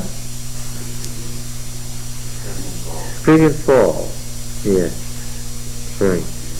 And this was in honor also of the, which psalm is it about being tested at the waters of Meribah and Massah? That's one of the psalms in the 70s, isn't it? Well, let's look at Psalm 68 since it catches my eye as we're going by. Let God arise. What does that make you think of? Yes? Say a text. Say a text. No? What? Numbers 10, yes. Let God arise and let his enemies be scattered. It's a quote, same quote from Numbers 10. Let those who hate him flee before him. As smoke is driven away, so drive them away. As wax melts before fire, let the wicked perish before God. But let the righteous be joyful. Let them exult before God. Let them be jubilant with joy. Sing to God. Sing praises to his name. Lift up a song to him who rides upon the clouds. And here's another thing. He rides on the clouds. This is the background to Daniel 7. Right? The ancient, a greater size was held. Thrones were set. And one ancient of days came in and sat down. What's happened? That's the moment of judgment. At what time of the year? At the fall, at the beginning of the judgment season in the temple. And then, one like the Son of Man. Well, that's got to be the king. That's the king of Israel, who is God's vice regent and represents the people to God, comes in. And the issue is, who is going to have rule over the earth? All of these beasts in succession have claimed rule over the earth. And then one like the Son of Man comes in, and he claims right to rule the earth. And how does he come in? He comes in, literally, riding upon the clouds. And the rider on the clouds, the image is from the Baal epic. Well, anyway. Sing to God, sing praises to his name, lift up a song to him who rides on the clouds. His name is Yahweh, exalt before him. Father of the fatherless and protector of widows is God in his holy habitation. God gives the desolate a home to dwell in. He leads out the prisoners to prosperity, but the rebellious dwell in a parched land. O God, when thou didst go forth before thy people, when thou didst march through the wilderness, the earth quaked, the heavens poured down rain. At the presence of God. Beyond Sinai quaked at the presence of God, the God of Israel. Rain in abundance, O God, thou didst shed abroad. Thou didst restore thine inheritance as it languished, lacking rain. Thy flock found a dwelling in it. In the goodness, O God, thou didst provide for the needy. The Lord gives the command. Great is the host of those who bore the tidings. The kings of the armies, they flee, they flee. The women at home divide the spoil, though they stay among the sheepfolds. The wings of a dove covered with silver, its pinions with green gold. When the Almighty scattered kings there, the snow fell on Mount Zalmon. O mighty mountain, mountain of Bashan, O many-peaked mountain, mountain of Bashan, talking about Mount Hermon, the sacred mountain of the north. Why look you with envy, O many-peaked mountain, at the mount which God desired for his abode? Yea, where Yahweh now dwells forever. He's made his choice, and the choice is Zion, it's not Hermon. With mighty chariotry, with twice 10,000, thousands upon thousands, Yahweh came from Sinai into his holy place. And what's the imagery here? He's marching from the south, from Sinai to what? To the northern mountain, which is Zion. Yes, he's chosen a new cosmic mountain for his home. Thou didst descend the high mount, leading captives in thy train, the captives of the captive nations, and receiving gifts among men, even among the rebellious, that Yahweh Elohim may dwell there. Blessed be the Lord, who daily bears us up. God is our salvation. Our God is a God of salvation, and to God the Lord belong escape from death. but God will shatter the heads of his enemies, the hairy crown of him who walks in his guilty ways. And here the hairy crown indicates that the man is guided by demons. The Lord said, I will bring them back from Bashan, I will bring them back from the depths of the sea, that you may bathe your feet in blood, that the tongues of your dogs may have their portion from the foe. And here, the enemies are dead. They have been destroyed. But what is God doing? What is he doing?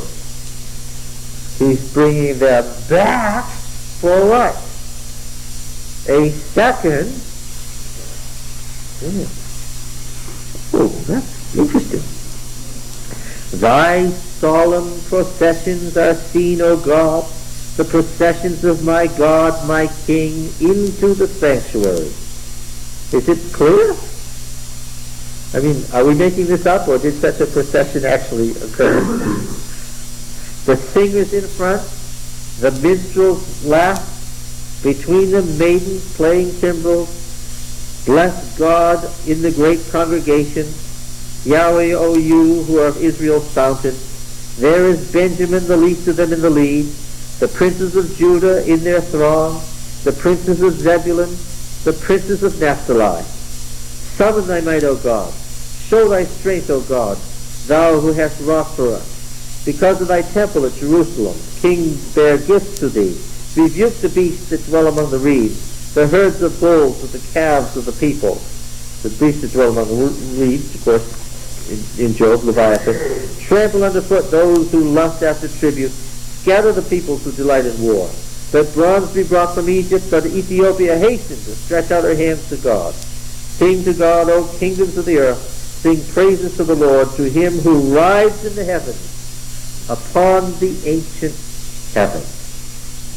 Again, he's riding on the heavens. Lo, he sends forth his voice, his mighty voice, which is what?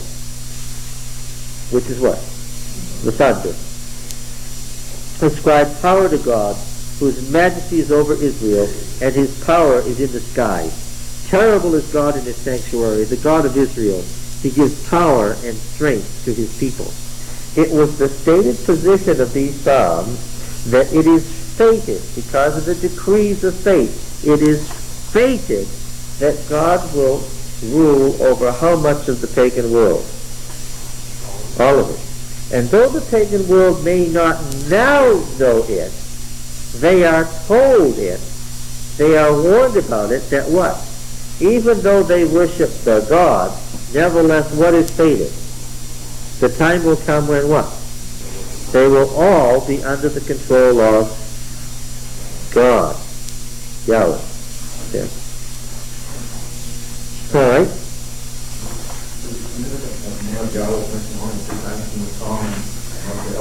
Yes, because these were in the Psalter. These psalms got added to. Some of these psalms that say, this is Zion we're talking about, weren't originally about Zion. They are songs of the north. But when they ended up in the temple in Jerusalem, what happened?